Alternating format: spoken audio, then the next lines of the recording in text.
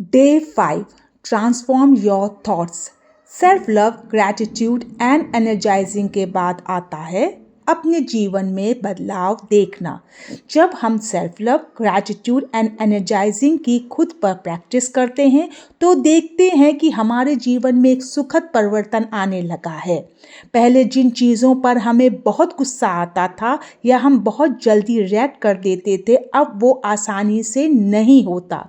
कोई अगर हमें कुछ गलत बोलता है तो हम रिएक्ट नहीं, रिस्पॉन्ड करते हैं, क्योंकि अब मुझे मालूम है कि मैं वैसा नहीं हूँ जैसा वो बोल रहे हैं और इसलिए अब मुझे अपने पर डाउट नहीं होता है।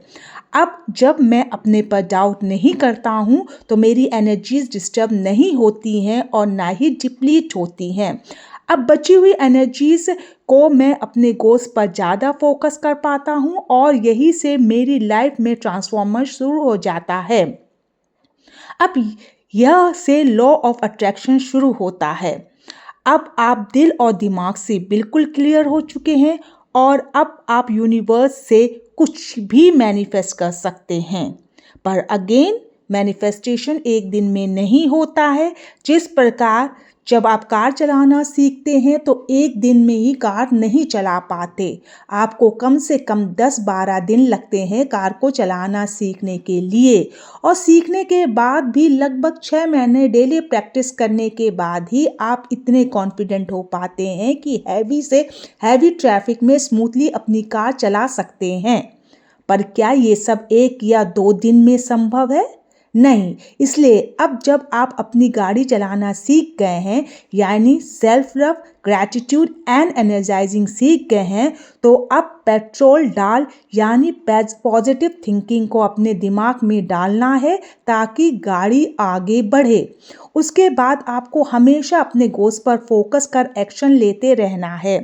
कोई भी पेड़ बिना बीज का नहीं होता, उसी तरह पहले अपने गोल का थॉट वाला बीज डालें, उसके बाद रोज उसे सही पानी खाद डालें और धीरे धीरे उस पर फल लगते देखें, यानी अपनी गोल्स को धीरे धीरे अचीव करें।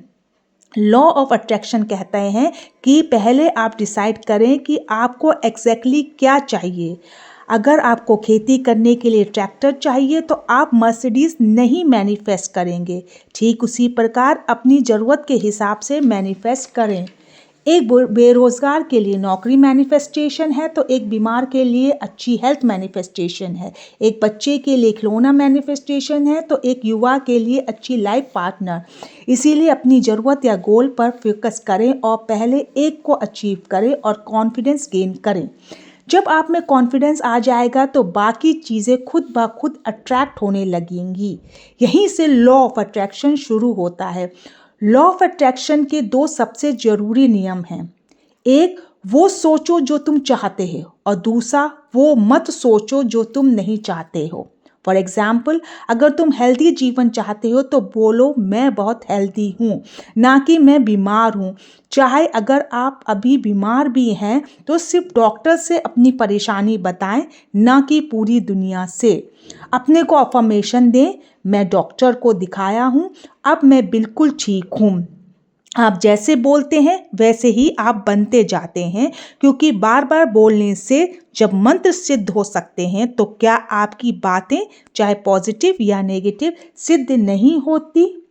यही लॉ ऑफ अट्रैक्शन है कि यूनिवर्स वो नहीं देता जो आप चाहते हो, वो यूनिवर्स वो देता है जो आप हो।